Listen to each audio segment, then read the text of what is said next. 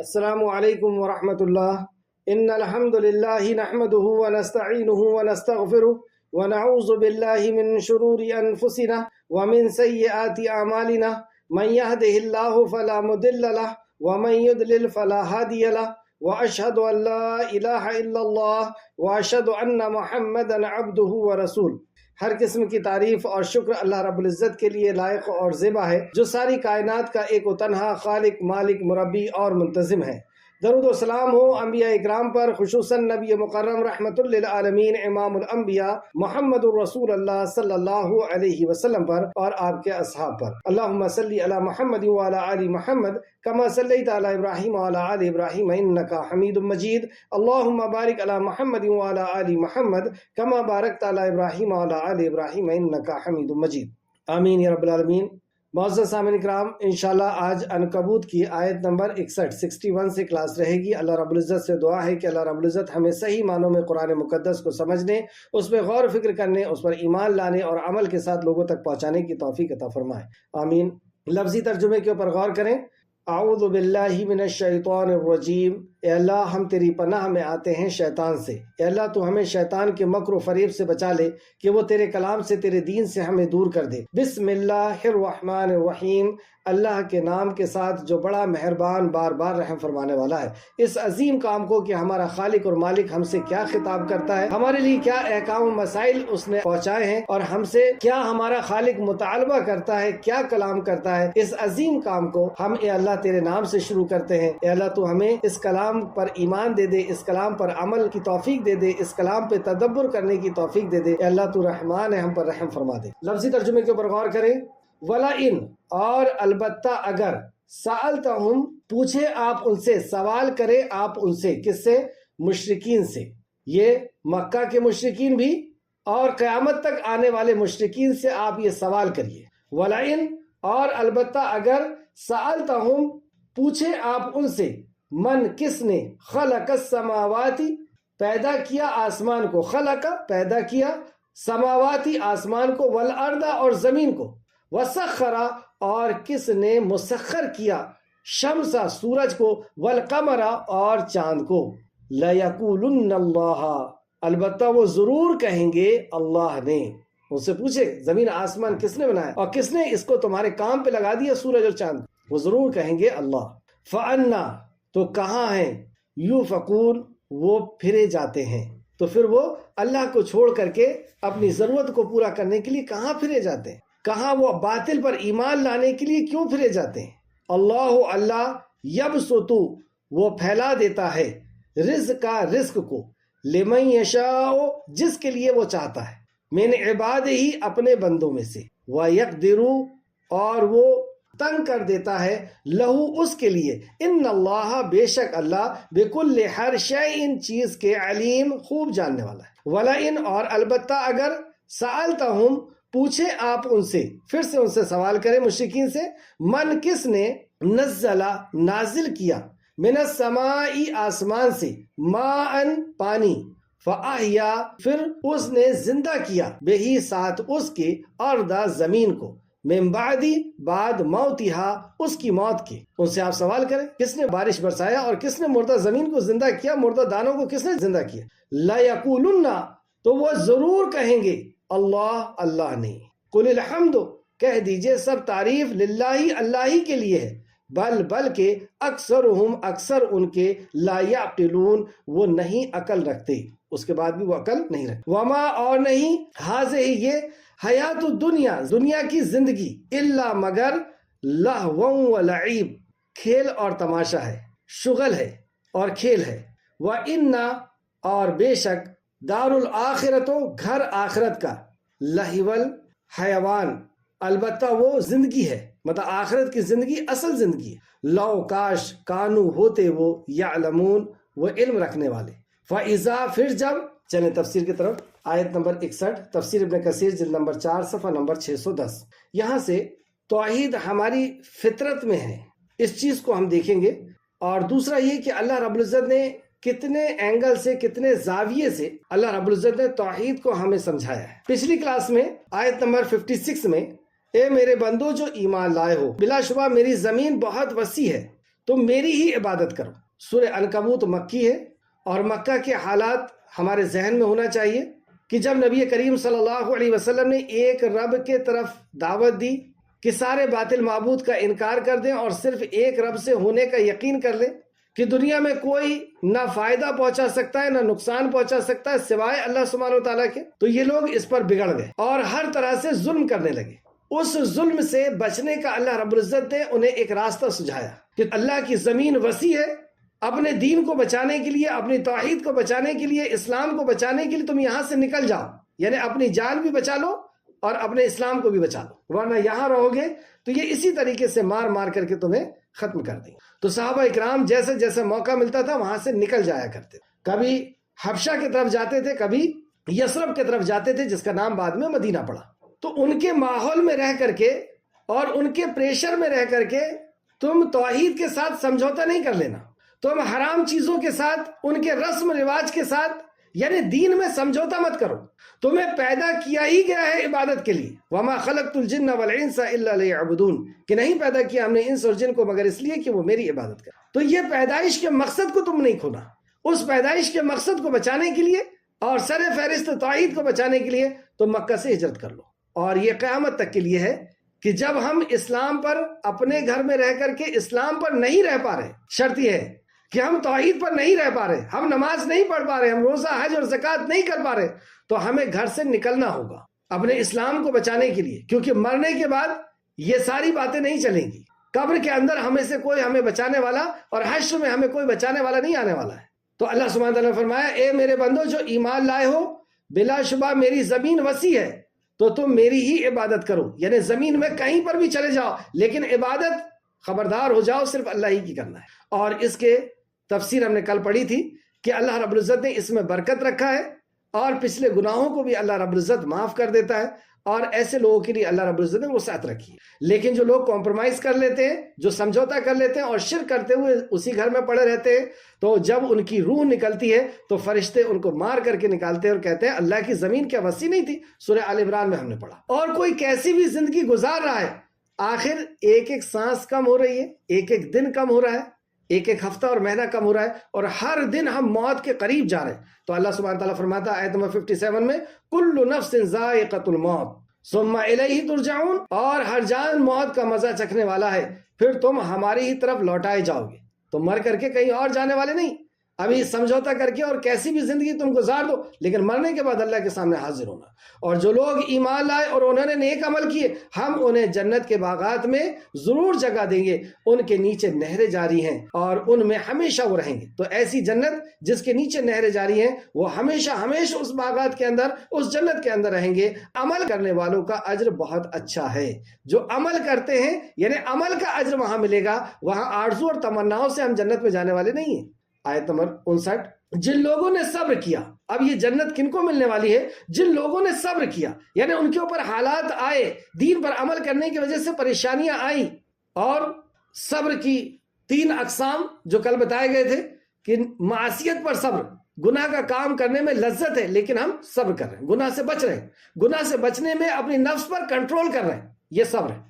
نیکی کے کام کرنے میں تکلیف آ رہی ہے، اس میں ہم صبر کر رہے ہیں کہ زکوٰۃ لاکھوں روپے دینا پڑ رہا ہے، صبر کر رہے ہیں۔ اور اسی طریقے سے جو حالات ہمارے اوپر آ رہے ہیں دین کے اوپر عمل کرنے کی وجہ سے، یا اللہ رب العزت نے جو تقدیر میں ہمارے طے کر دیا ہے کہ یہ ایکسیڈنٹ ہونا ہے، یہ فلاں ہونا ہے، یہ فلاں ہونا ہے، اس پہ ہم صبر کر رہے ہیں۔ تو اللہ فرماتا ہے جن لوگوں نے صبر کیا اور وہ اپنے رب پر توکل کرتے ہیں، توکل، آج ہم توکل کو بھی سیکھیں گے کہ توکل کسے کہتے ہیں۔ تو اللہ کے اوپر یقین رکھا، ان کے لیے جنت ہے۔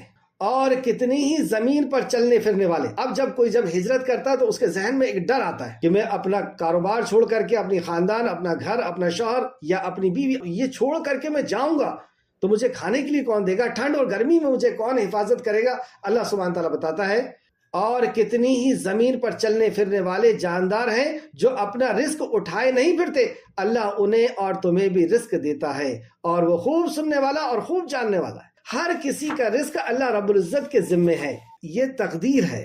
رزق جو ہے یہ تقدیر ہے، اور رزق سے مراد دوسرے مقام پر زندگی گزارنے کا سامان۔ تو یہ جو کھانے پینے کا سامان، زندگی گزارنے کا سامان ہے، یہ دنیا جو ہے یہ تقدیر ہے، بقدر مقدر ہمیں مل کر کے رہے گا، لیکن آخرت بقدر مشقت ہے. آخرت کے لیے ہمیں جد و جہد کرنا ہوگا، آخرت کے لیے ہمیں کوشش کرنا ہوگا. جو آج کی کلاس کی سورہ عنکبوت کی آخری آیت ہے کہ جو اللہ کے راستے میں جد و جہد کرے گا اللہ اسے ہدایت دے گا.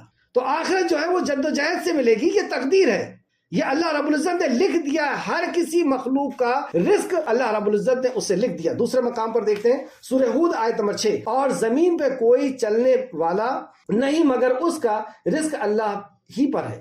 زمین میں کوئی چلنے والا ایسا نہیں مگر اس کا رزق اللہ کے ذمے ہے. اللہ نے پیٹ بنایا ہے، اللہ ہی اسے بھرنے والا ہے. ہمارے اندر کوئی طاقت نہیں کہ ہم اپنے پیٹ کو بھر سکیں. اور وہ اس کے ٹھہرنے کی جگہ، یعنی ہر انسان کے ٹھہرنے کی جگہ اور اس کے سونپے جانے کی جگہ کو جانتا ہے. یعنی کون سی مخلوق کہاں پہ کتنا رہے گی اور وہ کہاں سونپا جائے گا، یعنی مرنے کے بعد وہاں کہاں دفن کیا جائے گا، یہ اللہ خوب جانتا ہے. سب کچھ ایک واضح کتاب میں لکھا ہوا ہے. اللہ اکبر، سبحان اللہ. ہماری پیدائش کے 50,000 سال پہلے ہماری تقدیر خالق کائنات نے لکھ دیا ہے. تو یہ جو مقدر ہے، جو ہمیں ملنا ہے، ہم اس کے پیچھے نہ بھاگیں، یہ تو مل کر کے رہے گا. ہمیں بھاگنا ہے آخرت کے پیچھے. ایک اور آیت دیکھتے ہیں سورہ طلاق، اور بہت پیاری آیت اور اس کے اندر بہت سی چیزیں سیکھنے کو ملے گی. وَمَن يَتَّقِ اللَّهَ يَجْعَل لَّهُ مَخْرَجًا، اور جو اللہ سے ڈرے گا اللہ اس کے لیے نکلنے کی کوئی راستہ بنا دے گا. جو اللہ سے ڈرے گا اس کے نکلنے کے لیے اللہ کوئی راستہ بنا دے گا. سورہ طلاق کے اندر معاملے چل رہے ہیں طلاق، اور اکثر و بیشتر آپ دیکھتے ہیں کہ کچھ مرد ایسے ہوتے ہیں، ایسے بدتمیز ہوتے ہیں کہ نہ عورتوں کو طلاق دیتے ہیں نہ رکھتے ہیں، انہیں ایسی چھوڑ کر کے رکھتے ہیں. اور بعض دفعہ کیس ہو جاتے ہیں اور کیس میں بھی تاریخ پہ تاریخ، تاریخ پہ تاریخ، اور وہ بیچاری 4 سال 5 سال 7 سال وہ اس گھر کے اندر پڑی رہتی ہے، نہ اسے طلاق ملتی ہے اور نہ وہ اس کے گھر میں لے کر کے جاتا ہے، اور اپنے لیے وہ دوسرا نکاح کر لیتا. کبھی کبھی ایسا بھی ہوتا ہے کہ خواتین مردوں کو پریشان کرنے کے لیے ان کے اوپر کیس کر دیتی ہیں، دہیج کا اور اس کا اور اس کا بہت سارا معاملہ لگا کر کے چھوڑ دیتی ہے. اب وہ کسی کیس میں الجھ گیا ہے، یا زمین جائیداد کے کیس میں الجھا ہوا ہے، قرض میں الجھا ہوا ہے، دشمن کی گرفت میں وہ پھنس چکا ہے، کسی بھی قسم کی وہ پریشانی کے اندر ملوث ہے. اور ہم سب یہاں پر اسی دنیا کے اندر رہتے ہیں، تو اکثر و بیشتر لوگ کسی نہ کسی وجہ سے پریشان ہیں. کوئی نکاح کے لیے پریشان ہے، کوئی کسی کے لیے پریشان ہے. تو یہ جو پریشانیاں ہیں اس کا حل اللہ سبحانہ تعالیٰ نے بتا دیا. وَمَن يَتَّقِ اللَّهَ يَجْعَل لَّهُ مَخْرَجًا، اور جو اللہ سے ڈرے گا یعنی تقوی اختیار کرے گا. تقوی کسے کہتے ہیں؟ اللہ سے ایسی محبت کہ اللہ کی نافرمانی کا ڈر ہو، اللہ رب العزت کی پکڑ کا ڈر. تو جو اللہ سے ڈرے گا اللہ اس کے لیے نکلنے کا راستہ بنا دے گا. سبحان اللہ، کتنی بڑی نعمت ہے کہ ہم کیسی بھی مصیبت اور پریشانی کے اندر ہیں، اگر ہم تقوی اختیار کریں گے. اور ہم کہاں گڑبڑ کر رہے ہیں وہ ہم خوب جانتے ہیں، ہم سب جانتے ہیں کہ ہم کہاں گڑبڑ کر رہے ہیں. اور آگے اللہ فرماتا ہے اور اسے رزق، اب دوسرا انعام، ایک تو وہ الجھن سے آپ کو نکال لیا، اور دوسرا انعام، اور اسے رزق دے گا جہاں سے وہ گمان بھی نہیں کرتا ہوگا. ایسی جگہ سے اللہ رب العزت رزق دے گا. یہ جس کو جو رزق کے لیے پریشان ہے نا، کاروبار نہیں چل رہا، فلاں نہیں ہو رہا، فلاں نہیں ہو رہا، یہ اللہ کا کلام ہے. آپ اس پر ایمان لائیں اور تقوی اختیار کریں. دیکھیں اللہ رب العزت ایسے جگہ سے رزق دے گا کہ آپ کو وہم و گمان میں بھی نہیں ہوگا. تیسری بات، اور جو کوئی اللہ پر بھروسہ کرے گا اللہ اس کے لیے کافی ہو جائے گا. جو اللہ پر بھروسہ کرتا ہے اللہ اس کے لیے کافی ہو جاتا ہے. کیا اللہ رب العزت کافی نہیں ہوگا؟ آگے اللہ فرماتا ہے بے شک اللہ اپنے کام کو پورا کرنے والا ہے، یقیناً اللہ نے ہر چیز کے لیے ایک اندازہ مقرر کیا ہے. ایک حدیث دیکھیں توکل کے تعلق. سیدنا عمر بن خطاب رضی اللہ عنہ بیان کرتے ہیں رسول اللہ صلی اللہ علیہ وسلم نے فرمایا اگر تم اللہ پر توکل کرو جیسا کہ اللہ پر توکل کرنے کا حق ہے. تو اللہ پر توکل کرنے کا حق کیسا ہے؟ ایک ایگزامپل سے سمجھاتے. اگر اللہ پر توکل کرو جیسا اللہ پر توکل کرنے کا حق ہے تو تمہیں اس طرح رزق ملے گا جس طرح پرندوں کو ملتا ہے جو صبح کو بھوکے نکلتے ہیں اور شام کو پیٹ بھر کر کے آتے ہیں. پرندے دوسرے دن کا اسٹور کر کے نہیں رکھتے، ہم تو مہینوں کا اسٹور کر کے رکھتے، لیکن پرندے دوسرے دن کا بھی اسٹور نہیں کرتے. نبی مکرم فرما رہے ہیں کہ اگر تم اللہ پر توکل کرو جیسا توکل کرنے کا حق ہے تو اللہ تمہیں ایسا رزق دے گا جیسے پرندوں کو دیتا ہے. صبح وہ خالی پیٹ نکلتے ہیں لیکن رات میں جب لوٹتے ہیں، شام میں جب لوٹتے ہیں تو ہر پرندے کا پیٹ بھرا ہوا رہتا ہے. ایسا اللہ رزق دے. کیا مطلب ہوا؟ پرندے کو رزق اللہ کیسے دیتا ہے؟ کیا وہ پرندے گھونسلے میں ہی بیٹھے رہتے ہیں؟ وہ نکلتے ہیں شکاری سے بچتے بچاتے ہوئے اپنے رزق کو تلاش کرتے ہیں. تو پتہ یہ چلا کہ توکل کا مطلب یہ ہے اسباب کا اختیار کرنا اور یقین اللہ کے اوپر رکھنا. یعنی ہم اپنے کاروبار کو کریں، ہم اپنا کام جو شریعت کے مطابق ہے اسے کریں، لیکن توکل اللہ کے اوپر کریں کہ اللہ رب العزت، یعنی جیسے دکان کھولیں، کاروبار پر جائیں، جاب کریں، لیکن یقین اللہ کے اوپر کہ رزق اللہ رب العزت دینے والا ہے۔ تو توکل کا مطلب کیا ہے؟ اسباب کو اختیار کر کے اسباب پر یقین نہیں کرنا، اللہ پر یقین کرنا، یہ توکل۔ دوسری بات، اپنے ایمان دین کو بچانے کے لیے، اپنے ایمان کو اور دین کو بچانے کے لیے ہجرت کرنا ہے اور رزق کی پرواہ نہیں کرنا ہے۔ اللہ ہی رازق ہے، ہر مخلوق کا اللہ، پرندوں جیسے مخلوق کا، جانوروں کا، ویل مچھلی، ہاتھی، اتنے بڑے بڑے جانوروں کو اللہ کھلا رہا ہے۔ اللہ کے راستے میں، اللہ کے دین کے لیے، اللہ کے دین کو بچانے کے لیے نکلیں گے، کیا اللہ رب العزت ہماری حفاظت نہیں کرے گا؟ تو اللہ پر توکل کرنے کا یہاں پر سکھایا گیا۔ آیت نمبر 61، یہاں سے ہم دیکھیں گے کہ اللہ سبحانہ وتعالیٰ نے پھر وہی مشرکوں کو اپنے توحید پر یقین دلا رہا ہے یا توحید کی دعوت دے رہا ہے، لیکن اب یہاں پہ انداز تھوڑا سا بدل رہا ہے، زاویہ بدل رہا ہے، اینگل بدل رہا ہے، اور کس انداز میں اللہ رب العزت سمجھاتا ہے، دیکھیں کتنے موٹے انداز میں اللہ سمجھاتا ہے۔ وَلَئِن سَأَلْتَهُمْ مَنْ خَلَقَ السَّمَاوَاتِ وَالْأَرْضَ، اور بلا شبہ اگر آپ ان سے پوچھیں، یعنی مشرکین مکہ سے پوچھیں، یا آج کے مشرکین سے پوچھیں، یا قیامت تک آنے والے مشرکین سے آپ پوچھیں، اگر آپ یہ سوال کریں گے تو یہی جواب آپ کو ملنے والا ہے۔ مشرک کسے کہتے ہیں؟ جو اللہ کی بھی عبادت کرتے ہیں اور اللہ کے علاوہ کسی اور سے بھی عبادت کرتے ہیں، یعنی آستھا رکھتے ہیں کہ وہ بھی ہماری بگڑی بنا سکتا ہے، وہ بھی ہماری ضرورت یا وہ بھی ہماری مصیبت کو دور کر سکتا ہے۔ تو اب سنیں، اور بلا شبہ اگر آپ ان سے پوچھیں کہ آسمان اور زمین کو کس نے پیدا کیا، پوچھیں آپ کسی آستانے کے پاس جا کر کے، اللہ کے علاوہ کسی اور کی جہاں عبادت ہوتی ہے، آستھا ہوتی ہے، قربانیاں ہوتی ہیں، منتیں ہوتی ہیں، چادریں چڑھا، جو بھی ہوتا ہے، آپ وہاں پہ کھڑے ہو کر کے ان سے پوچھیں کہ آسمان اور زمین کو کس نے پیدا کیا، اور کس نے سورج اور چاند کو مسخر کر دیا، تمہارے کام پہ لگا دیا، تمہاری خدمت میں لگا دیا، کہ سورج پچھلے سال جس منٹ اور جس سیکنڈ میں نکلا تھا، آج 1 سال بعد اسی منٹ اور اسی سیکنڈ میں نکلا ہے۔ زمین کو کس نے تمہارے تابع فرمان کر دیا کہ 24 گھنٹے کے اندر ہی وہ پورا اپنا چکر لگائے گی۔ چاند کو کس نے منزلیں اس کی طے کر دیا، اور کس نے اس کو ہمارے سر کے اوپر کیلنڈر کی طرح بنا کر کے رکھ دیا کہ پہلے دن کا، یعنی چاند کی موٹائی کو دیکھ کر تم جان لو کہ آج تاریخ کتنی ہے۔ یہ ہمارے لیے کیلنڈر کی طرح اتنا سٹیک، اتنا منظم انتظام، اتنا سسٹمیٹک طریقے سے پورے فلکیات کو، پورے اسپیس کے جتنے بھی اسٹارز ہیں، جتنے بھی گیلیکسی ہے، اس کو اللہ رب العزت نے اتنا منظم طریقے سے طے کر دیا۔ کس نے کیا یہ؟ جس جانوروں پہ تم یقین کرتے ہو، جس پتھروں پہ تم یقین کرتے ہو، جس دھاگوں اور جس کھیلوں پہ تم یقین کرتے ہو، کیا اس نے کیا ہے؟ تمہارا اسی کے اوپر تو اللہ کو چھوڑ کر کے ایسی حقیر چیزوں کے اوپر تم نے ایمان لگائے ہوئے ہو۔ پوچھو ان سے کہ کس نے بنایا ہے یہ زمین و آسمان، کس نے بنایا، کس نے سورج چاند کو تمہارے تابع فرمان کر دیا؟ تو وہ ضرور کہیں گے اللہ نے۔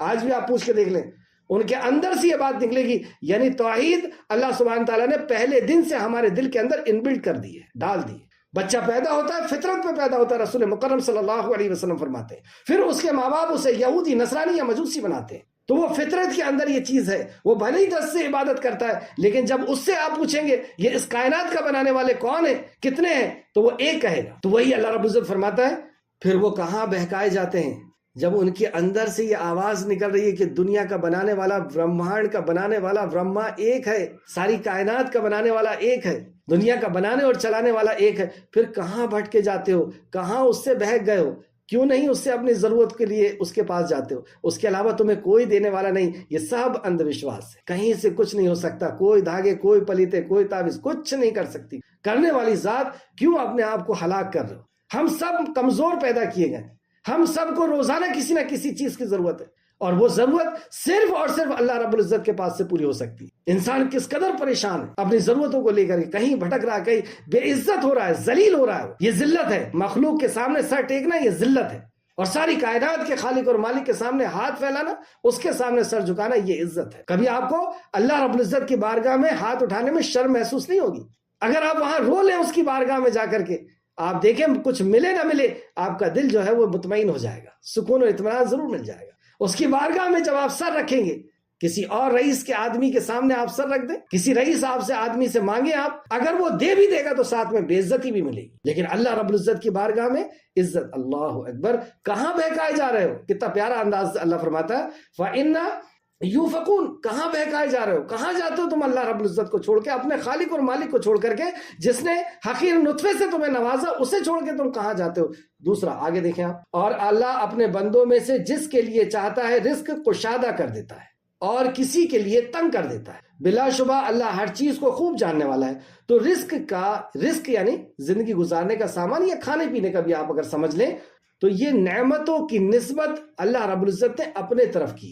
یہاں پر بھی ایک گڑبڑ ہم سے ہوتی ہے کہ جو نعمتیں ہمیں ملی ہے اس کی نسبت ہم مخلوق کی طرف کرتے ہیں۔ فلاں نے دیا، فلاں کی نگاہیں کرم، فلاں کی کرم سے ایسا ہوا، یا ہم یہ کہتے ہیں ہماری ڈگری، ہماری طاقت، ہماری ٹیلنٹ، ہماری فلاں فلاں، لیکن جتنی بھی نعمت ہمیں ملی ہے اس کی نسبت اللہ اپنے طرف کرتا ہے۔ اللہ فرماتا ہے اللہ اپنے بندوں میں سے جس کے لیے چاہتا ہے رزق کشادہ کر دے، بے انتہا بغیر حساب اللہ رب العزت دیتا ہے، اور کسی کے لیے تنگ کر دیتا ہے۔ کسی کے لیے رزق اتنا تنگ ہو جاتا ہے کہ ایک ایک لقمہ اللہ رب العزت گن کر کے دینے پر بھی قادر ہو جاتا ہے۔ بلا شبہ اللہ ہر چیز کو خوب جاننے والا ہے، یعنی اللہ رب العزت کی یہ حکمت ہے کہ کسے کتنا دینا ہے، کون کتنا ہضم کر سکتا ہے، یعنی کون دولت ملنے کے بعد اور کیا بغاوت کرے گا، کیا کم نہیں، وہ اللہ خوب جانتا ہے، اور جس کے لیے جیسا چاہتا ہے ویسا عطا کرتا ہے۔ تو نعمت کی نسبت اللہ رب العزت کی طرف ہے۔ آیت نمبر 63، اور البتہ اگر آپ ان سے پوچھیں، پھر سوال، ان مشرکوں سے پھر سوال کریں کہ کس نے آسمان سے پانی نازل کیا۔ بتائیں آج کوئی سائنٹسٹ کا نام لے سکتے ہیں آپ کہ فلاں ملک نے فلاں ملک میں پانی نازل کیا؟ اگر پانی نازل کر سکتے ہوتے تو امریکہ میں نازل ہو جاتا اور اتنے لوگ نہیں جلتے، بڑے بڑے رئیس کے ہاں گھر اور بنگلے نہیں چلتے۔ تو البتہ اگر آپ ان سے پوچھیں کہ کس نے آسمان سے پانی نازل کیا، پھر کس نے زمین کو موت یعنی مرنے کے بعد اسے پانی سے زندہ کیا، یہ مرنے کے بعد کی زندگی پر اللہ یقین دلا رہا ہے۔ تو آسمان سے بارش کس نے برسایا، کیا جواب دیں گے؟ اور جو زمین مردہ ہو جاتی ہے، یعنی جو اس کے اندر دانے پڑے ہوئے ہوتے ہیں مردہ، وہ مردہ دانوں کے اندر زندگی کون پیدا کرتا ہے کہ وہ زمین کو پھاڑ کر کے ایک ننھا سا ایک معمولی سا ایک پودا جو ہے زمین کو پھاڑتے ہوئے باہر آتا ہے؟ کون کرتا ہے؟ دانا تو مردہ ہوتا ہے، اس کے اندر گروتھ نہیں ہوتی، اور ہمارا علم یہی بتاتا ہے کہ جس کے اندر گروتھ نہیں اس کے اندر جان نہیں۔ سالوں آپ رکھ لیں دانوں کو، جتنا کہ اتنا ہی بڑا رہے گا وہ، پھر اسی دانے کو تم نے ڈالے ہو، ایک خاص مقدار میں اللہ رب العزت نے زمین کے اندر حرارت پیدا کی، گرمی پیدا کی، بارش ملی، اور بس وہ زندہ ہو کر کے باہر نکل گیا۔ لیکن سبھی دانے نہیں نکل رہے، کچھ دانے خراب ہو جا رہے ہیں۔ جب یہ اپنے آپ ہوتا تو سارے دانوں کو نکلنا چاہیے تھا۔ کچھ دانے خراب ہو رہے ہیں، کچھ ٹھیک نکل رہے ہیں، اس کا مطلب کوئی اور ہے جو حکم دیتا ہے۔ مرغی کے پاس آپ دیکھیں انڈے ہم لوگ بہت سارے رکھتے ہیں، کبھی 12 رکھتے ہیں، کبھی 13 رکھتے ہیں، لیکن بچے پورے نہیں نکلتے۔ وہی مرغی ہے، وہی انڈے ہیں، تو سب نکلنا چاہیے۔ کوئی ہے جس کا حکم چلتا ہے اور وہ اس کے اندر جان کو پیدا کرتا ہے، جو دیکھتا ہے سنتا ہے، وہ چوزا وہ دیکھتا ہے سنتا ہے، اور سب سے بڑی بات یہ کہ اسے کیا اس کے لیے حلال ہے کیا حرام ہے یہ بھی اسے پتا ہوتا ہے، کون اس کے دماغ کے اندر ڈال دیتا ہے۔ تو اللہ سبحانہ تعالیٰ فرماتا ہے ایسی تم جب مر جاؤ گے تو زمین کے اندر دفن ہو جاؤ گے، تمہارا گروتھ ختم ہو جائے گا۔ پھر اللہ رب العزت اسے پہلی بار جیسے تمہارے باپ کو پیدا کیا تھا آدم علیہ السلام کو ڈائریکٹ مٹی سے، اللہ رب العزت تمہیں بھی پیدا کرنے پر قادر، وہ تمہیں پیدا کرے گا اور اپنے حضور حاضر کرے گا۔ اس آیت کو پھر سماعت فرمائے، اور البتہ اگر آپ ان سے پوچھیں کہ کس نے آسمان سے پانی نازل کیا، پھر کس نے زمین کو موت کے بعد اسے پانی سے زندہ کیا، تو وہ ضرور کہیں گے اللہ نے۔ تو آپ کہہ دیجئے الحمدللہ، اللہ کا شکر ہے، لیکن ان کے اکثر عقل سے کام نہیں لیتے۔ یہاں پر عقل نہیں لگا رہے ہو کہ جس اللہ نے ان مردہ جو ہے کھیتوں کو اور جنگلوں کو اللہ رب العزت نے زندہ کیا، مردہ دانوں اور انڈوں کو زندہ کیا، وہ اللہ ہمیں بھی زندہ کرنے پر قادر ہے۔ پہلے تو کچھ نہیں تھا، بغیر ماڈل اور بغیر سیمپل کے اللہ رب العزت نے ہمیں پیدا کیا، اب تو سب کچھ ہے اس کے پاس۔ اللہ ہمیں بس یقین عطا فرمائے، آمین۔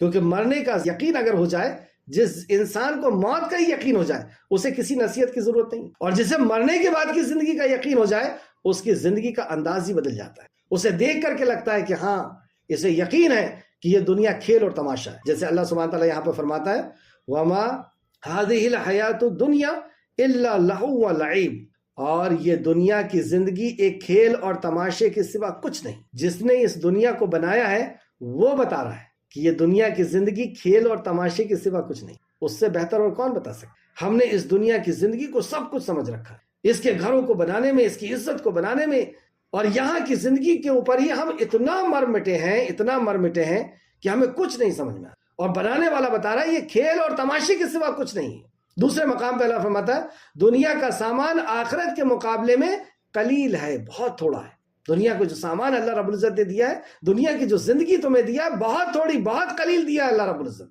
نبی مکرم صلی اللہ علیہ وسلم نے فرمایا دنیا اتنی حقیر ہے اللہ کے نزدیک میں کہ ایک مچھر کے پرز کے بھی برابر اس دنیا کی قیمت اللہ کے پاس ہوتی تو اللہ اپنے نافرمانوں کو، کفر کرنے والوں کو ایک گھونٹ پانی نہیں پلاتا۔ جیسے ہم گھر میں جھاڑو لگا کر کے ڈسٹ کونے میں لگا دیتے ہیں تو اسے کوئی بھی اٹھا کر کے لے جائے، کوئی وقت اور قیمت نہیں، ایسی اس دنیا کی قیمت اللہ کے پاس کچھ نہیں۔ اگر ہوتی، ہمارے پاس ایک پین کی قیمت ہوتی ہے، ہم اپنے دشمن کو ہاتھ نہیں لگانے دیتے۔ اللہ کے پاس اتنی بھی قیمت نہیں۔ نبی مکرم صلی اللہ علیہ وسلم اپنے ساتھیوں کے ساتھ جا رہے، ایک مرے ہوئے بکری کے بچے کو کان پکڑ کر کے اٹھا کر کہا تم میں سے کون اس کو 2 درہم میں لینا پسند کرے گا؟ صحابہ نے کہا یا رسول اللہ، چھوٹی کان کا بچہ اور مرا ہوا، اس کے گھر والوں نے اسے پھینک دیا ہے، ہم میں سے کون اس کو 2 درہم میں لینا پسند کرے گا؟ فری میں بھی لینا پسند نہیں۔ نبی مکرم نے سمجھایا دیکھو اللہ کے نزدیک اس دنیا کی قیمت اتنی بھی نہیں۔ سوچے ہم جس دنیا کو حاصل کرنے کے لیے اور یہاں پہ کچھ نہ ملنے کے لیے ہم ڈپریشن میں آ جا رہے ہیں۔ اکثریت کا حال یہ دیکھیں آپ، جو مسلمان نہیں ہیں ان کی زندگی کو دیکھیں، ہر دوسرا آدمی ڈپریشن، اور جتنا بڑا ملک، جتنا بڑا شہر، اتنا زیادہ ڈپریشن۔ اس کھیل اور تماشے کے لیے پاگل ہوئے جا رہے ہیں۔ یہ زندگی کیسی ہے پتہ ہے آپ کو؟ کہ خواب کی طرح، خواب کی طرح۔ کیونکہ اللہ سبحانہ تعالیٰ نے فرمایا حشر کے میدان میں جب آپس میں یہ لوگ ملیں گے اور ایک دوسرے سے پوچھیں گے دنیا میں کتنا رہے، ایک کہے گا دن کا کچھ حصہ، ایک کہے گا 1 دن، ایک کہے گا 10 دن۔ تو اصل جس نے کہا وہ کہے گا کہ دنیا کی زندگی ہم ایک صبح یا ایک شام رہے۔ اور اس حدیث سے اگر آپ دیکھیں کہ نبی کریم صلی اللہ علیہ وسلم نے فرمایا کہ کافروں کے لیے، جو کفر کرنے والے، ان کے لیے حشر کے میدان میں جو حساب و کتاب ہوگا 50,000 سال کا دن ہوگا ان کے لیے۔ تو 50,000 سال سے آپ 60 سال کی زندگی کو ڈیوائیڈ کر کے دیکھ لیں، چند منٹ کی زندگی ہے یہ، چند منٹ کی زندگی۔ اور اس کے بعد صرف یہ حشر کے میدان کی میں بات کر رہا ہوں۔ اور اگر آپ جنت اور جہنم کی بات کریں تو اللہ رب العزت نے فرمایا خالدین فیہا، ہمیشہ ہمیش اس میں رہنے والے۔ تو وہ ہمیشہ ہمیش کی زندگی کے سامنے میں یہ 60 سال کی زندگی، اور 60 سال میں بھی 30 سال سونے میں گزار دیتے ہیں، 24 گھنٹے میں 12 گھنٹے سونے میں نکال رہے ہیں، 12 گھنٹے جاگ رہے ہیں، اور جاگ بھی رہے تو بے ہوشی کی حالت میں جاگ رہے ہیں، خم و خیالوں میں اور آرزو اور تمناؤں میں جاگ رہے ہیں۔ اصل زندگی تو جاگ کر کے بھی نہیں جاگ رہے ہیں، یہاں تک کہ نماز بھی بے ہوشی میں پڑھ رہے ہیں۔ کیا پڑھ رہے ہیں؟ ہوش ہی نہیں۔ تو وہ آخرت کی زندگی کے سامنے یہ زندگی چند منٹ کی ہے۔ تو اگزامپل کے طور پر ہم نے خواب دیکھا، اور خواب میں کیا دیکھا کہ میں بادشاہ بن گیا ہوں، اتنے بنگلے، اتنے گاڑیاں، اتنے نوکر چاکر، اور اچانک کسی نے آ کر کے اٹھایا، جیسی نہ آنکھ کھلی، ارے وہ تو خواب تھا۔ اللہ کی قسم، اللہ کی قسم، جس دن فرشتہ روح کھینچ کر کے لے جائے گا اس دن سمجھ میں آئے گا یہ تو کھیل اور تماشا تھا جس کو میں سب کچھ سمجھ رہا تھا۔ یہاں کی عزت کے لیے نہ میں حلال دیکھتا تھا نہ حرام دیکھتا تھا، یہاں کی عورتوں کے لیے، یہاں کے فلاں کے لیے، فلاں کے لیے میں کیا کر رہا تھا۔ سر پٹکے گا، چیخے گا، چلائے گا مجھے چھوڑ دو، قبر میں کہے گا، حشر میں کہے گا مجھے ایک بار جانے دو، ایک بار جانے دو۔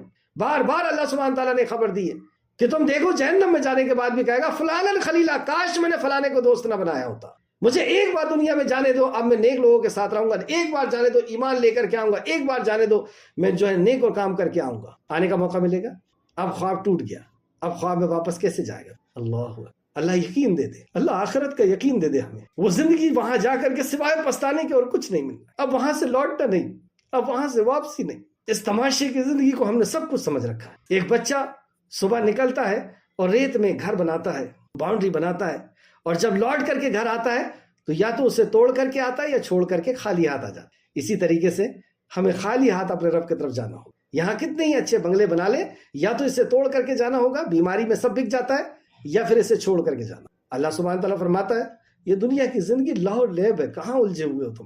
اللہ آیت نمبر 64، اور یہ دنیا کی زندگی ایک کھیل اور تماشے کے سوا کچھ نہیں، اور بلا شبہ دار الآخرت ہی زندگی ہے۔ اصل میں دار الآخرت ہی زندگی ہے۔ اصل جو زندگی ہے وہ مرنے کے بعد کی زندگی۔ ماں کے پیٹ کے اندر بچے کو کوئی یہ بتائے کہ یہ زندگی تیری اصل نہیں ہے، یہ 9 مہینے کی زندگی ہے، یہ اصل نہیں ہے۔ اصل زندگی تو باہر نکلنے کے بعد کی ہے، وہاں تو اپنی آنکھوں سے دیکھے گا، منہ سے کھائے گا، پیر سے چلے گا، اڑے گا، فلا فلا۔ بچہ کیا کہے گا؟ بیوقوف بنا رہا ہے۔ 9 مہینہ جینا مشکل ہے، 6ویں مہینے میں بہت اچھے سے راؤنڈ لے لیتا تھا، 9 مہینے میں اٹک جاتا ہوں۔ آنکھ سے دیکھوں گا کیسی بات کرتا ہے، پیر سے چلوں گا کیسی بات کرتا ہے، منہ سے کھاؤں گا کیسی بات کرتا ہے۔ یقین نہیں کر رہا بچہ۔ وہی حال ہمارا ہے، وہی حال ہمارا کہ اللہ فرما رہا ہے کہ یہ دنیا کی زندگی کچھ نہیں ہے، ایک ارتھ میں تم کو رکھا ہوں، میں نے ایک گولے میں تم کو رکھا ہوں، ایک زمین میں تمہیں رکھا ہوں، واپس آؤ گے تم میرے پاس۔ وہ زندگی اصل زندگی ہے، وہاں پہ ٹائم لمٹ نہیں، یہاں پہ ٹائم ہے، وہاں ٹائم نہیں ہے، ختم ہو جائے گا ٹائم، ہمیشہ ہمیش کی زندگی ہے۔ یقین نہیں ہو رہا، سائنس نے بھی اس بات کو پروف کر لیا کہ ٹائم تو یہاں ہے، وہاں کہاں ٹائم۔ آیت کو پھر سے دیکھیں، کافی وقت ہو گیا اسی میں. اور یہ دنیا کی زندگی ایک کھیل اور تماشے کے سوا کچھ نہیں، اور بلا شبہ دار الآخرت ہی زندگی ہے.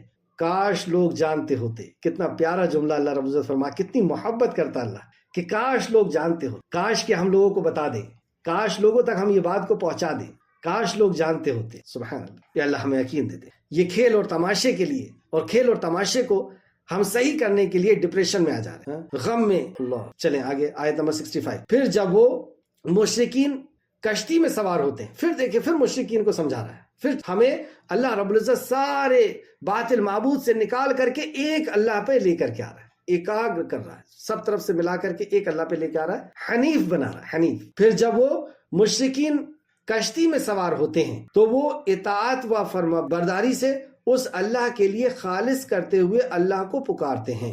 پھر جب وہ انہیں خشکی کے طرف لے آ جاتا ہے، نجات دیتا ہے، تو فوراً وہ شرک کرنے لگ جاتے ہیں. جب لوگ کشتی میں سوار ہوتے ہیں اور کشتی میں طوفان آتا ہے، ناؤ میں طوفان آتا ہے سمندر میں، تو پھر وہ سارے باطل معبود کو چھوڑ کر کے ایک اللہ کو پکارنے لگتے ہیں. وہاں نہیں اپنے دھاگے کو پکڑتے ہیں کہ دھاگا بچا لے، وہاں نہیں ان کو کوئی کھیلا یاد آتا، وہاں نہیں کوئی آستانہ اور کوئی فلانا یاد آتا. وہاں کیا یاد آتا ہے؟ اب اللہ ہی بچا سکتا ہے. جیسے آج بھی اگر آپ دیکھیں کہ کوئی بیماری ہوتی ہے تو ڈاکٹر کے پاس دوڑ کر کے بھاگتے ہیں، اور ڈاکٹر بولتا ہے ہاں ہاں میں بچاتا ہوں نا، لے کے آؤ آپریشن تھیٹر میں لے کے چلو. اور آپریشن تھیٹر سے بعض دفعہ نکل کے کیا بولتا ہے؟ اوپر والے کو یاد کرو، میرے ہاتھ میں کچھ نہیں بچا. آخر میں اس کو بھی سمجھ میں آتی ہے، پھر بندے کو بھی سمجھ میں آتی ہے کہ ہاں اب کچھ نہیں بچا، اب کوئی ڈاکٹر نہیں بچا، اب تو اللہ کے پاس ہی چلنا چاہیے، وہیں سے ہو سکتا ہے، وہاں کے علاوہ کچھ نہیں. اسی طریقے سے جب ہم کار میں بیٹھے ہوئے، اور آپ اپنا خیال بنائیں کہ ہم کار میں بیٹھے ہوئے 100 کی سپیڈ سے ڈاؤن اتر رہی ہے اور ڈرائیور نے کہہ دیا بریک فیل ہو گیا، کیا حالت ہوگی؟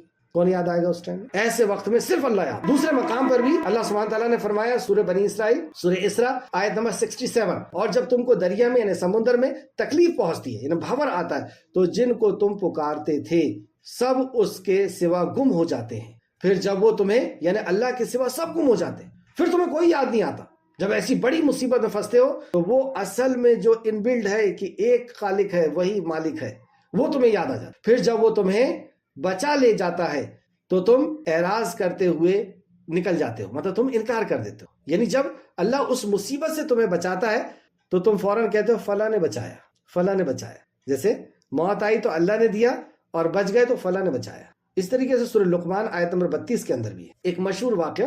فتح مکہ کے بعد نبی کریم صلی اللہ علیہ وسلم نے عام اعلان کیا کہ سب کو ہم معاف کرتے، لیکن 4 لوگوں کے لیے فرمان جاری کیا، 4 مردوں کے لیے اور 2 عورتوں کے لیے. اس میں اکرمہ بھی تھے، ابو جہل کے بیٹے اکرمہ.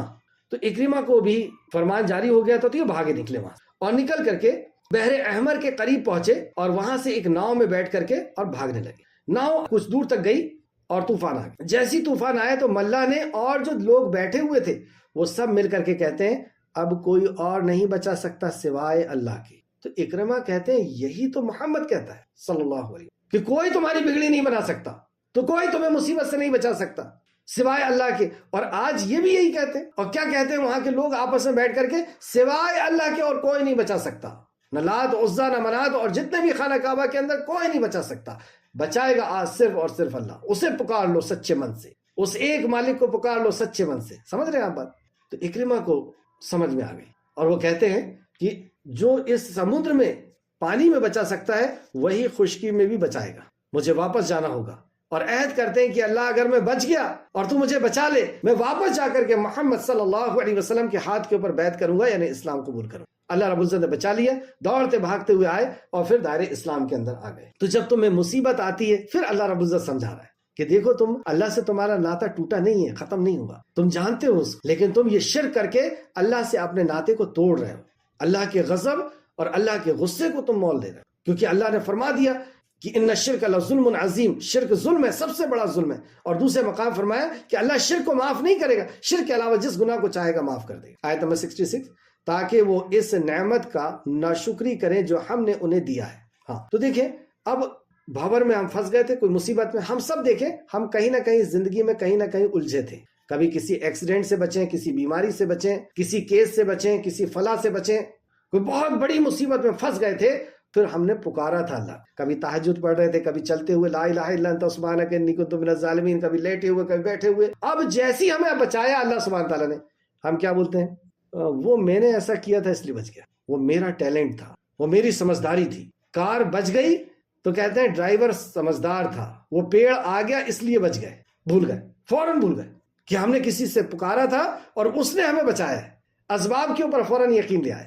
تو اللہ رب العزت نے نعمت دی ہے, بچا لیا ہے, تو ہمیں اللہ رب العزت کا شکر ادا کرنا چاہیے. تو یہ ساری نعمت دے کر کے ہمارا خالق اور مالک ہم سے کیا چاہتا ہے کہ ہم اس کا شکر ادا کریں, اس کے علاوہ کسی اور کا شکر, یعنی نعمت کی نسبت اللہ کے علاوہ مخلوق کی طرف نہ کریں. یہی شرک ہے, نوٹ کریں اس کو. اللہ کیا چاہتا ہے؟ اتنی نعمتیں دی ہے اللہ نے کہ جن نعمتوں کو نہ ہم گن سکتے ہیں, نہ دیکھ سکتے ہیں, نہ جان سکتے ہیں. اتنی نعمت دینے کے بعد ہمارا خالق ہم سے کیا چاہتا ہے؟ نعمت کی قیمت کیا ہے؟ نبی مکرم صلی اللہ علیہ وسلم نے فرمایا کہ نعمت کی قیمت الحمدللہ, کہ اللہ تو نے عطا کیا. یہ میری ڈگری, میری صلاحیت, میرا ٹیلنٹ, میرا پیر, میرا مرشد, میرا فلاں, میرا فلاں, کچھ نہیں, کوئی مخلوق نہیں, نہ کوئی فرشتہ, نہ کوئی جن, نہ کوئی جانور, نہ کوئی پتھر, اور نہ کوئی دھاگا, اور نہ کوئی کچھ نہیں. کرنے والا اے اللہ تو, الحمدللہ اے اللہ تو نے کیا. تو نعمت کی نسبت اللہ کی طرف کرنا یہ توحید ہے, اور نعمت کی نسبت مخلوق کی طرف کرنا یہ شرک ہے. اور جب بندہ نعمت کی نسبت اللہ کی طرف کرتا الحمدللہ, تو کیا کہا اللہ نے؟ لَإِن شَكَرْتُمْ لَأَزِيدَنَّكُمْ, تم شکر کرو گے میں نعمتیں بڑھاؤں گا. وَلَئِن كَفَرْتُمْ, اور کفر کیا تم نے, یعنی نعمت کی نسبت بندے کی طرف, مخلوق کی طرف کی, تو میرا عذاب بھی بہت شدید ہے. یہی کہا تھا ابلیس نے کہ اللہ مجھے مہلت دے دے تو اکثر کو نہ شکرا پائے گا. یعنی نعمت تو دے گا لیکن وہ نسبت مخلوق کی طرف کرے گا. اس پوائنٹ کو بہت اچھی طرح سمجھ کہ نعمت کی جو نسبت ہے وہ اللہ کی طرف کرنا, اپنی ذات کی طرف بھی نہیں اور نہ ہی کسی مخلوق کی طرف. اب آیت کو سماعت کریں تاکہ وہ اس نعمت کی ناشکری کرے جو ہم نے انہیں دیا. تو نعمت کی ناشکری کیا ہوتی ہے کہ نعمت اللہ نے دیا لیکن اس کی نسبت مخلوق کی طرف کریں کہ فلاں سے ملا ہے, اور تاکہ وہ فائدہ اٹھائیں, پھر جلد وہ جان لیں گے. تو اللہ نے چھوڑ دیا کہ ٹھیک ہے فائدہ اٹھا لو, پھر تم جلد جان لو. آخر 2 آیت دیکھ لیں, 10 منٹ ہے بھی ہمارے پاس. کیا انہوں نے دیکھا نہیں کہ بے شک ہم نے حرم, دیکھیں پھر توحید سمجھاتا ہے, اللہ اکبر, اور پھر دوسرے زاویے سے, دوسرے اینگل سے. اور اگر آپ دیکھیں تو ہر 2-3 آیت کے بعد توحید اللہ رب العزت سمجھاتا ہے. کیا فرماتا ہے؟ کیا انہوں نے دیکھا نہیں کہ بے شک ہم نے حرم یعنی مکہ کو پرامن بنایا ہے. مکہ کو ہم نے امن والا بنایا ہے. مکہ اللہ کا گھر ہے نا, وہاں خانہ کعبہ ہے, تو اللہ رب العزت نے اسے امن والا بنایا, جبکہ لوگ اس کے ارد گرد سے اچک لیے جاتے ہیں, لوگ اس کے ارد گرد سے اچک لیے جاتے ہیں, تباہ اور برباد کر دیے جاتے ہیں. کیا پھر وہ باطل پر ایمان لائیں گے؟ کیا اس کے بعد بھی وہ اللہ کو چھوڑ کر کے دوسروں پر ایمان لائیں گے, مخلوقوں پر ایمان لائیں گے, اور اللہ کی نعمت کی ناشکری کریں گے؟ جو نعمت اللہ نے دی ہے اس کا کریڈٹ کسی اور کو دیں گے, ناشکری کریں گے. کیا مطلب ہوا اس کا؟ کیا انہوں نے دیکھا نہیں کہ حرم کو پرامن بنایا ہے؟ آج سے 1450 سال پہلے بھی اور اس کے پہلے بھی, جب سے ابراہیم علیہ السلام نے خانہ کعبہ کو تعمیر کیا ہے, اللہ رب العزت نے اسے امن والا بنایا ہے. اور آج بھی آپ مکہ کو اور عرب کو دیکھ لیں کتنا امن والا ہے. وہاں پہ ایسے خون خرابے نہیں ہو رہے, ایسی چوریاں اور مرڈر اور زنا اور عورتوں کے ساتھ بدتمیزی, خوف کا ماحول, شراب, جوا, چوری, اور ہر دوسرا شخص نشے کے اندر ڈوبا ہوا, چرس, گانجا اور افیم اور یہ ساری چیزیں. اور اس کے بعد ڈپریشن, شوہر نے بھگا دیا, کبھی بچے نے بھگا دیا, کبھی کچھ. کیسی زندگی ہے. اور تعلیم یافتہ ہم ملک کہتے ہیں ان کو, یورپ اور امریکہ, کہ اگر اندر ہمارا کوئی اگر عزیز چلا گیا تو ہماری کالر اٹھ جاتی ہے کہ ہم بہت تعلیم یافتہ, ہم بہت ہائی لیول کے ہو گئے, ہمارا بچہ وہاں گیا. زندگی دیکھ لیں آپ کیسی تباہ ہو گئی. اور جن کے بچے گئے ان کے ماں باپ سے پوچھ لیں آپ کیا ہو گیا ان کا. تو کیا تمہیں سمجھ میں نہیں آتی؟ اس کو ایک آیت سے سمجھتے ہیں, شاید وہاں سے جلدی سمجھ میں آئے. سورہ قریش آیت نمبر 1 سے 4. فَلْيَعْبُدُوا رَبَّ هَذَا الْبَيْتِ الَّذِي أَطْعَمَهُم مِّن جُوعٍ وَآمَنَهُم مِّن خَوْفٍ. سبحان اللہ, یہی بیسک نیڈس ہے, یہی اصل بنیادی ضرورت ہے ہماری, خوف سے نجات اور بھوک سے کھانا. یہ 2 چیز اگر ہمیں مل جائے, اور یہی چیز ہمارے لیے ہندوستان میں اور دوسرے ملکوں میں, یہ اسی کے لیے ہم مارے پھر خوف میں جی رہے. کل کا صبح کیسا نکلنے والا ہے, کون سا ہمارے لیے فرمان جاری ہونے والا ہے, NRC اور فلاں. خوف کی زندگی, بھکمری کی زندگی, مسلمان کا اکثریت بھکمری کی زندگی گزار رہا ہے. اللہ کیا فرماتا ہے؟ فَلْيَعْبُدُوا رَبَّ هَذَا الْبَيْتِ الَّذِي أَطْعَمَهُم مِّن جُوعٍ وَآمَنَهُم مِّن خَوْفٍ. پس انہیں چاہیے کہ اس نعمت کی شکر میں اس کے گھر کے مالک کی عبادت کریں. یعنی اللہ نے جو امن دیا ہے تمہیں توحید کی بنیاد پر, اس گھر کی بنیاد پہ جو توحید کی بنیاد پر رکھا گیا تھا, تو تمہیں چاہیے کہ اس امن کی وجہ سے تم اس رب جس کا گھر ہے وہ اس رب کی عبادت کرو. اور تم نے اسی گھر میں 360 رکھ لیو, تو میں چاہیے کہ اس گھر کے رب کی عبادت کرو۔ پھر آگے اللہ فرماتا ہے جس نے ان کو بھوک میں کھانا کھلایا اور خوف میں امن دی۔ اس نے بھوک میں کھانا کھلایا اور خوف میں امن دیا۔ تو آج بھی آپ دیکھیں کیسا امن ہے وہاں پر۔ اور پیچھے کیا چیز ہے؟ بہت سی برائیاں، میں نہیں کہتا کہ ان کے اندر برائیاں نہیں، برائیاں ہیں، لیکن اگر ہم موازنہ کریں، ہم دیکھیں کہ دوسرے ملک سے اس ملک کے اندر کتنی برائیاں ہیں۔ ہمیں دوسروں کی برائیاں تو بہت دکھتی ہیں، ہم اپنی برائیاں دیکھ لیں۔ ہم یہ دیکھ لیں کہ ہندوستان میں کتنی چوریاں ہوتی ہیں، کتنے مرڈر ہوتے ہیں، کتنے زنا ہوتے ہیں۔ یوروپ میں، امریکہ میں کتنی چوری، کتنے زنا، کتنے مرڈر، کتنی شراب، کتنا عیاشیاں۔ اور پھر وہاں عرب میں دیکھ لیں، سمجھ میں جائے گا کہ امن اللہ نے کس کو عطا کیا۔ تو اللہ آگے فرماتا ہے اور اللہ کی نعمت کی ناشکری مت کر۔ اللہ نے جو نعمت دی ہے اس کا شکر ادا کر لو۔ اس کا شکر کیا ہے؟ کہ اس کی نعمت کی نسبت ہم اللہ کی طرف کر دیں کہ یہ میری عقل، میری صلاحیت سے نہیں ہے، یہ میرے فلاں سے نہیں ہے، یہ اللہ نے دیا، یہ اللہ کی عطا ہے۔ الحمدللہ، یہ مطلب ہوتا ہے الحمدللہ۔ آخر دو آیت، اور اس شخص سے زیادہ ظالم کون ہے جس نے اللہ پر جھوٹ باندھا یا جب حق اس کے پاس آیا تو اس نے اسے جھٹلا دیا۔ حق اس کے پاس آیا یعنی جیسے آج ہمارے پاس قرآن آ گیا، یہ حق ہے، نبی مکرم کا فرمان حق ہے، لیکن اس کے بعد اگر ہم نے اسے جھٹلا دیا تو اللہ کہتا اس سے بڑا ظالم اور کون ہوگا؟ کیا ایسے کافروں کا ٹھکانہ جہنم میں نہیں ہے؟ کیا ایسے لوگوں کو جہنم میں نہیں جانا چاہیے کہ جن کے پاس حق آ گیا، ساری کائنات کے خالق اور مالک کی معرفت آ گئی، اس کے بعد وہ جانوروں کے اوپر سجدہ کرتا ہے، پتھروں اور پیڑوں اور دھاگوں کے اوپر یقین کرتا ہے؟ ایسے کو کیا جہنم میں نہیں جانا چاہیے؟ سبحان اللہ، انداز دیکھ رہے ہیں آپ اللہ کا۔ آخر آیت نمبر 69، اور جو لوگ ہماری راہ میں جہاد کرتے ہیں والذین جاہدوا فینا لنہدینہم سبلنا، اور جو لوگ ہماری راہ میں جہاد کرتے ہیں انہیں اپنی راہیں ضرور دکھا دیں گے، ہم انہیں ہدایت ضرور دیں گے۔ لنہدینہم، ہم انہیں ہدایت ضرور دیں گے، ہم انہیں اپنی راہیں ضرور دکھا دیں گے۔ تو جہاد کا کیا مطلب؟ جہاد ایک عربی لفظ ہے اور جہاد کا مطلب ہوتا ہے جد و جہد، کوشش، اسٹرگل۔ اسے مسلمان کو بدنام کرنے کے لیے جہاد کہنا کہ کاٹنا مارنا، یہ جہاد ہے۔ آج میں آپ کو بتاتا ہوں جہاد ہے کیا۔ قرآن نے ایک چیز تو آپ سمجھ لیے کہ عربی لفظ ہے یہ، اور عربی میں اس کا مطلب ہوتا ہے جد و جہد کرنا، کوشش کرنا، اسٹرگل کرنا۔ تو اس حساب سے جو جہاں پر اپنی فیلڈ میں جو کوشش کر رہا ہے، اسٹرگل کر رہا ہے، وہ جہاد کر رہا ہے۔ جیسے کوئی بچہ آیا ماں سے پوچھ رہا ہے کہ امی کیا کر رہی ہیں، تو وہ کھانا بنا رہی تھی، کیا کہیں وہ کہ میں جہاد کر رہی ہوں، مطلب میں جد و جہد کر رہی ہوں، کوشش کر رہی ہوں، کھانا بنا رہی ہوں۔ تو یہ سب جہاد ہے۔ لیکن اسلام نے سب سے بڑا جہاد کس کو کہا؟ اور میں سارے جہاد کو بتاؤں گا، ایسا نہیں ہے کہ میں قتال فی جہاد کو میں چھپاؤں گا، میں اسے بھی بتاؤں گا انشاءاللہ۔ اب سنیں سب سے بڑا جہاد کیا ہے۔ سورہ فرقان آیت نمبر 52، قرآن نے ایجوکیشن دینا اس کو جہاد کہا ہے، سب سے بڑا جہاد۔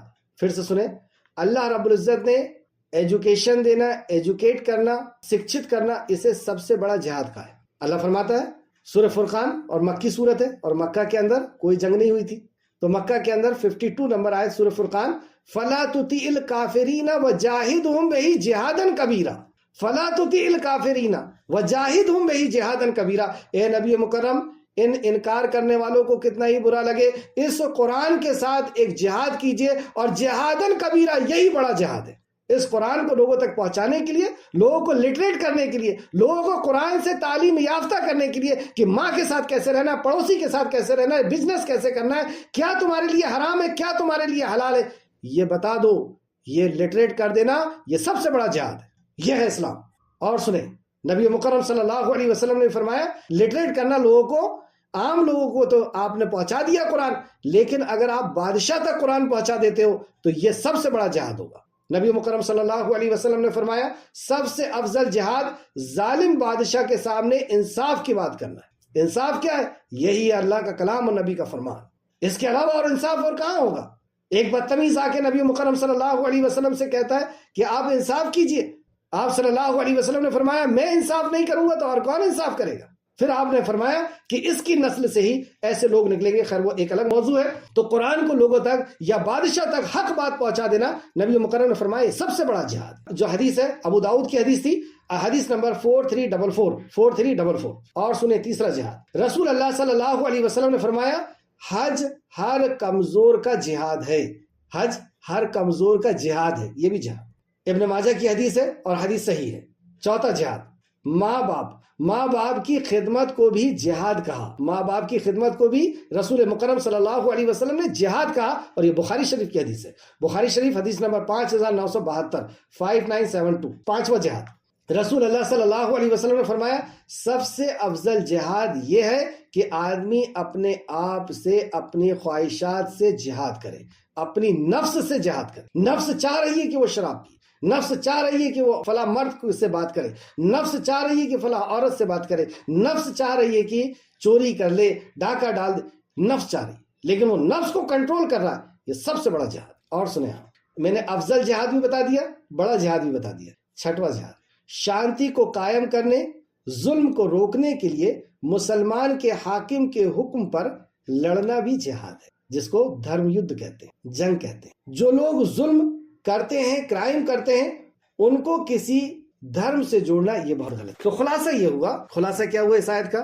نفس سے جہاد دین کو بچانے کے لیے، اپنے دین کو بچانے کے لیے، اپنی توحید، اپنی رسالت، اپنی سنت کو بچانے کے لیے، رسول اللہ کی سنت کو بچانے کے لیے نفس سے جہاد، یہ پہلا جہاد۔ دوسرا، شیطان سے جہاد دین کو بچانے کے لیے، نفس سے جہاد دین کو بچانے کے لیے، شیطان سے جہاد دین کو بچانے کے لیے، کفر سے جہاد اسلام کو بچانے کے لیے، یہ بھی جہاد ہے۔ چلے آخری آیت پھر سے سماعت فرمایا، وَالَّذِينَ جَاهَدُوا فِينَا لَنَهْدِيَنَّهُمْ سُبُلَنَا، اور جو لوگ ہماری راہ میں جہاد کرتے ہیں انہیں اپنی راہیں ضرور دکھا دیں گے۔ اب دین کو سیکھنے کے لیے جہاد کر رہے ہیں، بیٹھے رہ رہے ہیں، پڑھ رہے ہیں، سمجھ رہے ہیں، غور و فکر کر رہے ہیں، پھر اس پہ عمل کر رہے ہیں، یعنی اللہ کی طرف دوڑنے، اللہ رب العزت کو راضی کرنے کے لیے جد و جہد کر رہے ہیں، کوشش کر رہے ہیں۔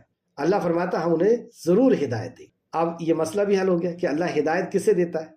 ایسا نہیں کہ اللہ کسی کے چہرے کو پسند کر لیتا اور اسے ہدایت دیتا، چہرہ تو اللہ ہی نہیں بنایا، اللہ کسے ہدایت دیتا ہے یہ اصول پتہ چل گیا کہ جب ہم اللہ کی راہ میں اللہ کو راضی کرنے کے لیے جد و جہد کریں گے کہ وہ کیا چاہتا ہے، ہمیں کیا عمل کرنا ہے، وہ کس عمل سے خوش ہوتا ہے، اس کے لیے ہم کوشش کر رہے ہیں، علم حاصل کر رہے ہیں، پھر اس میں عمل کرنے کے لیے جد و جہد کر رہے ہیں، دین پہ کیسے قائم رہیں گے اس کے لیے جد و جہد کر رہے ہیں، کس کو لائف پارٹنر بنائے، کہاں پہ ہم بہتر رہ سکتے ہیں، اس کے لیے جد و جہد کر رہے ہیں۔ تو جو جد و جہد کرے گا اللہ کی طرف جانے کے لیے، اللہ اسے فرماتا ہے کہ میں اسے ضرور ہدایت دوں، اور یقیناً اللہ نیکی کرنے والوں کے ساتھ ہے۔ فرمایا وَإِنَّ اللَّهَ، اور بے شک اللہ، لَمَعَ الْمُحْسِنِينَ، اللہ احسان کرنے والوں کے ساتھ ہے۔ آخر میں اللہ رب العزت سے دعا ہے کہ خالق مالک جو کچھ بھی ہم نے پڑھا اس پہ ہمیں مزید غور و فکر کرنے کی تو توفیق عطا فرما، جب تک ہمیں زندہ رکھ، ایمان، اخلاص اور عمل صالح کے ساتھ زندہ رکھ، ہمارا خاتمہ بالخیر فرما دے۔ اے اللہ اس بات کا ہمیں یقین دے دے کہ یہ دنیا لہو لعب ہے، کھیل اور تماشا ہے، اصل زندگی اے اللہ مرنے کے بعد کی زندگی۔ اے اللہ موت پر یقین دے دے کہ ہر نفس کو موت کا مزہ چکھنا ہے، اور مرنے کے بعد جس طرح تو دانوں کو زندہ کر دیتا ہے، مرے ہوئے کھیتوں کو تو زندہ کر دیتا ہے، زمینوں کو تو زندہ کر دیتا ہے، اے اللہ مرنے کے بعد تو ہمیں بھی زندہ کرنے والا ہے، ہمیں بھی اپنی بارگاہ میں اٹھانے والا ہے، اور وہ زندگی ہمیشہ ہمیش کی زندگی ہے، یہ کھیل اور تماشا ہے۔ اے اللہ ان باتوں پر ہمیں یقین عطا فرما، اے اللہ ہمیں ایمان عطا فرما دے۔ اے اللہ ہم تجھ سے تیری محبت کا سوال کرتے ہیں، اے اللہ ہم تجھ سے تیری نبی کی محبت صلی اللہ علیہ وسلم کی محبت کا سوال کرتے ہیں، اے اللہ ہم تجھ سے تیرے دین کی محبت کا سوال کرتے ہیں۔ آمین یا رب العالمین۔ اللہم صلی علی محمد وعلی آل محمد کما صلیت علی ابراہیم وعلی آل ابراہیم انک حمید مجید۔ اللہم بارک علی محمد وعلی آل محمد کما بارکت علی ابراہیم وعلی آل ابراہیم انک حمید مجید۔ آمین یا رب العالمین۔ السلام علیکم ورحمۃ اللہ وبرکاتہ۔